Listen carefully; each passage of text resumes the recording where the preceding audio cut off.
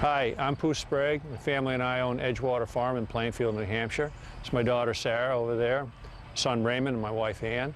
Edgewater Farm is about 270 acres, 70 of it tillable, and we're in a diverse mix of small fruit, vegetables, and greenhouse crops. Pretty much everything that we grow on the farm is marketed through our two farm stands. Our basic philosophy is that because we have such sandy soils here, and we're using them so intensively, that we just feel that cover crops are an important component in soil amendment and just basically maintaining a healthier soil, the fauna in the soil, rather than going in and clean cultivating massive areas. There's a lot of wasted space. So we cover crop whenever we possibly can.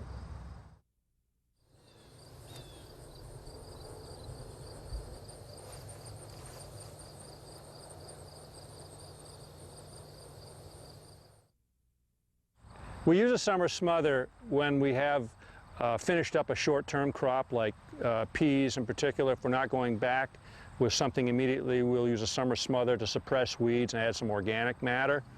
Buckwheat is probably the simplest summer smother for us to manage. It's very quick. We seed it anywhere.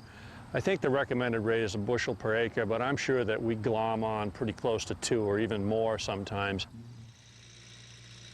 It's very quick, it's very easy to work down. We have a set of fairly heavy harrows, and we can go in right now in short order and incorporate this with a set of harrows as well as put on a winter cover crop at the same time. So it's very easy to manage in terms of the machinery that we own.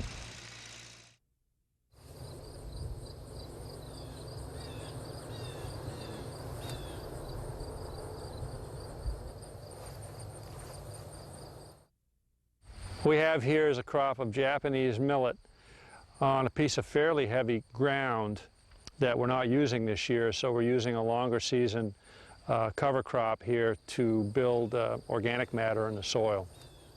The ground was well prepared when we got onto this. We broadcast about 3 bushels the acre, which is very, very heavy, as you can see.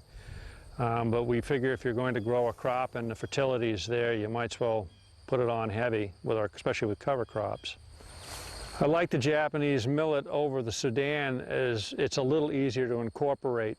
If the Sudan and Sudex get ahead of you, which they sometimes can when you're picking vegetables late in the summer, it can get quite woody and it's very hard to incorporate in the fall. It's now about the 15th of August. Hopefully in another week we'll get someone down here with a heavy set of harrows and we'll harrow this up.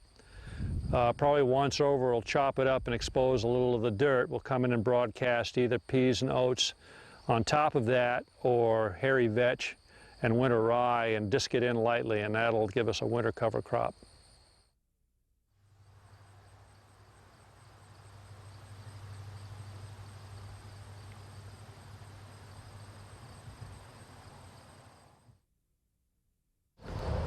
This is a system we've been using for about 10 years on our very sandy soils. Certain crops, like the tomatoes, melons, summer squash, vine crops, we've interseeded between the rows of the crop. We put in strips of clover. This does 2 things for us. One, we feel we're getting some benefit to the soil by cover cropping and not clean cultivating. And second of all, it just makes a nice work environment, as you can see, for the workers to pick. It gives us some cultural benefits in terms of the plants. Instead of crowding them, they've got, 10 feet. That makes it easier to spray. It makes so that they get better air drainage. We use white clover in this system as opposed to grasses. On sandy soil, we found that white clover establishes itself. It tillers out, makes a nice, real nice mat by the fall. We manage it by seeding it early in April. We seed it with a brilliant seeder after the bed's been prepared for both the laying of plastic. We'll come through after the plastic's down, the drip tape's down, and we'll seed the clover, and long before we come in and transplant the crop. It needs the early spring moisture to get established. And then we'll mow it several times, usually when it gets about 6 to 8 inches high with the weeds, or when it gets to be a nuisance, or the help will let me know if it needs to be mowed. It'll usually come up to broad leaves and all manner of weeds, and we mow the weeds off several times. That usually suppresses all the broadleaves. And sometimes we'll have an issue in June with crabgrass, and we may come in with post or some post-emergent grass herbicide. This particular cover crop has not been sprayed with anything. We've just managed it by mowing. White clover is probably the most expensive cover we could put down, but because of its height, because it establishes well for us, and because it is a legume, we think that it's probably well worth it.